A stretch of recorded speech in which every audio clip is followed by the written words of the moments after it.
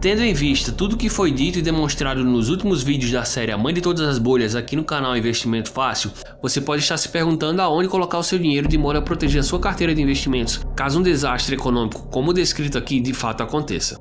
A seguir, pretendo apresentar alternativas de investimentos que respondam a esse questionamento.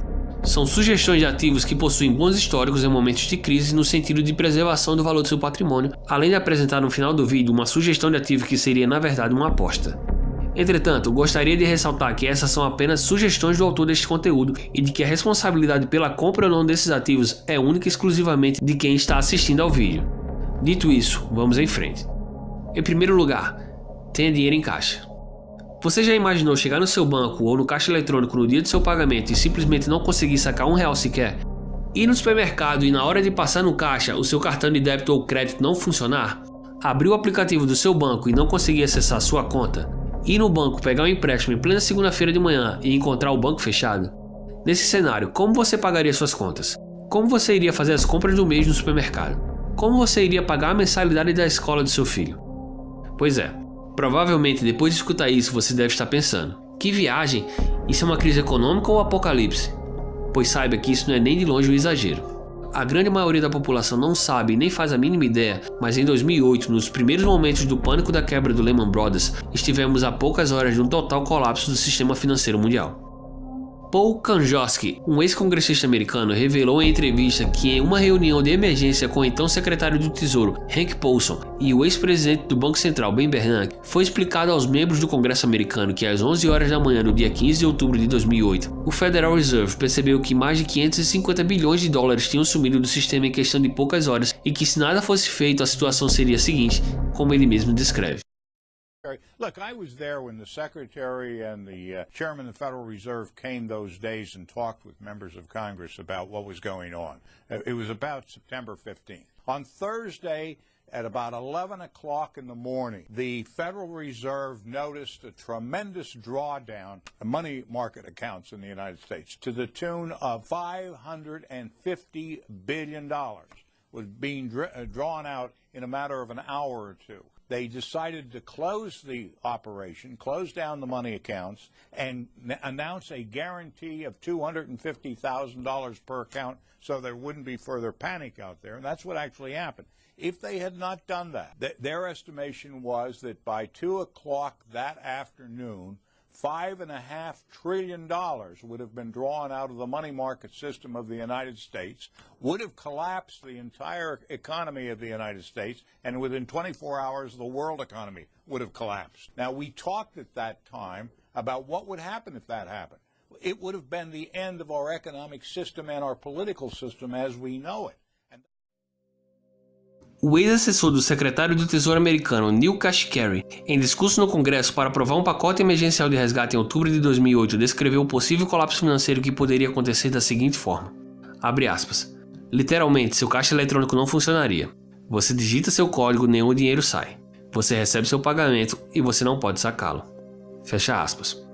O senador Richard Burr, na época presidente do Comitê de Inteligência do Senado americano, após uma conversa com o então secretário do Tesouro Hank Paulson na sexta-feira, 3 dias antes da quebra do Lehman Brothers, ligou para sua esposa, avisou que não iria para casa naquele fim de semana e mandou ela sacar o máximo de dinheiro que ela conseguisse, pois segundo as suas próprias palavras, ele estava certo de que na segunda-feira, quando ela fosse ao caixa eletrônico, a última coisa que ela iria conseguir encontrar seria dinheiro.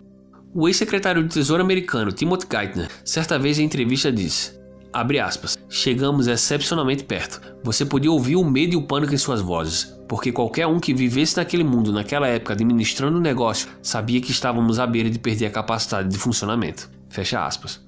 Na história, tivemos inúmeros casos em que o sistema financeiro de um país foi completamente desligado e as pessoas ficaram sem qualquer acesso às suas contas bancárias ou a qualquer tipo de linhas de crédito. Alguns exemplos são inclusive bem recentes, como no caso do Chipre em 2013 e da Grécia em 2015. Mas nenhum desses casos chega perto da escala de colapso potencial que possivelmente possui a próxima crise, principalmente no que se refere ao contágio sistêmico entre países de todo o globo. Metais preciosos. Metais preciosos como o ouro e a prata possuem as 3 características necessárias para serem considerados como moedas. Podem ser usados como meio de troca, unidade de conta e reserva de valor. Não à toa, esses ativos foram utilizados durante milhares de anos como a moeda dos principais impérios da história. Apesar de hoje não possuírem o mesmo papel e a importância que tiveram durante milênios, esses metais preciosos continuam possuindo as 3 características fundamentais para serem considerados como moeda, além de serem considerados como ativos de alta escassez e que, diferentemente das moedas fiduciárias, não podem ser impressos ao bel prazer de um banco central. Isso faz com que esses ativos sejam considerados portos seguros em momentos de crise, o que faz com que sejam bastante demandados nesses períodos, principalmente em cenários de forte desvalorização da moeda local. A alta demanda por metais preciosos de países como Rússia e China, que triplicaram a quantidade de ouro em posse de seus governos nos últimos 10 anos, enquanto que no mesmo período reduziram a representatividade dos treasuries americanos em suas reservas, somada à impressão desordenada de papel moeda que ocorreu nos últimos anos pelos principais bancos centrais ao redor do mundo, fez com que o preço do ouro tenha disparado. Especialistas no metal amarelo como Peter Schiff e Jim Rickards prevêem que, como consequência de uma possível crise de confiança no sistema monetário mundial, os preços dos metais preciosos irão subir vertiginosamente em breve, com o ouro podendo chegar à casa dos $10.000 a onça. Mercado de ações. Sim, pode parecer contra-intuitivo correr para a bolsa de valores em meio a um pânico financeiro, mas também existem formas de ganhar dinheiro na bolsa com o mercado em baixa. Levando-se em conta o cenário de desastre econômico, ações de empresas relacionadas à extração de recursos naturais como empresas de mineração, produtoras de energia, além de empresas relacionadas a serviços essenciais como agricultura e fornecimento de água, podem apresentar excelente desempenho. Além disso, também é possível ganhar muito dinheiro no mercado acionário apostando na queda dos mercados através de operações como a venda descoberta ou comprando opções de venda, também conhecidas como puts, além de outras alternativas. Entretanto, para isso você precisa ter um excelente time, o que não é para qualquer um. Moedas estáveis. O franco suíço, por exemplo.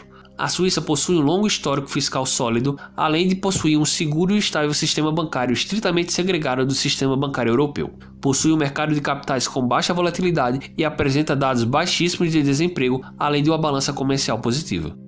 Terras produtivas.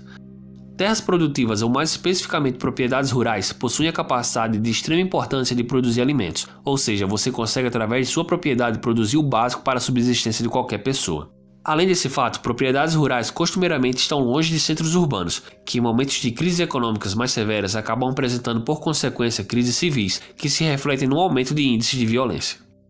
Criptomoedas. Criptomoedas são ativos muito recentes. A primeira criptomoeda da história, o Bitcoin, surgiu apenas em 2009, logo após a última crise econômica global. Portanto, não dá para saber com toda certeza como será o comportamento desse tipo de ativo em um momento de crise. Muitos especialistas acreditam que o Bitcoin e demais moedas digitais são apenas uma enorme bolha ou um esquema de pirâmide que não sobreviverá por muito tempo, pelo menos não nas cotações atuais, principalmente em um cenário de crise de grandes proporções. Já os defensores dessas moedas digitais acreditam que o fato desses ativos não serem controlados por um banco central e estarem fora do mainstream do sistema financeiro seja uma vantagem para as criptomoedas em um cenário de crise.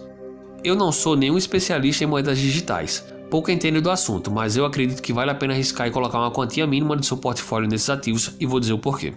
Em um primeiro momento, no nascer de um possível pânico financeiro como o de 2008, devido ao flight to quality, que é um movimento em que os investidores vendem ativos de risco e correm para investimentos de maior segurança, provavelmente o preço desses ativos desabaria devido ao medo e à desconfiança que se tem sobre eles, fazendo com que as cotações dessas moedas seguissem as cotações das bolsas de valores do mundo todo, indo ladeira abaixo.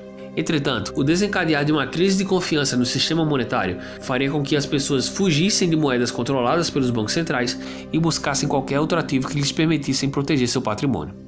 Portanto, além de terrenos, obras de artes e metais preciosos, eu acredito que uma classe de ativos que teria grandes chances de se destacar bastante nesse cenário de desconfiança no sistema monetário tradicional seriam as criptomoedas, justamente pelo fato de elas não serem controladas por um banco central e, portanto, terem uma oferta limitada. Mas esse é um cenário muito incerto, portanto o que eu sugiro é que, se você for investir, coloque uma quantia mínima nesses ativos, somente aquilo que você está disposto a perder, pois se der errado, o máximo que você pode perder é 100% do que você investiu, mas no caso de se estar certo, não existe limite para a valorização possível desse ativo. O máximo que você pode ganhar pode ser 100%, 1000%, 100.000% e por aí vai.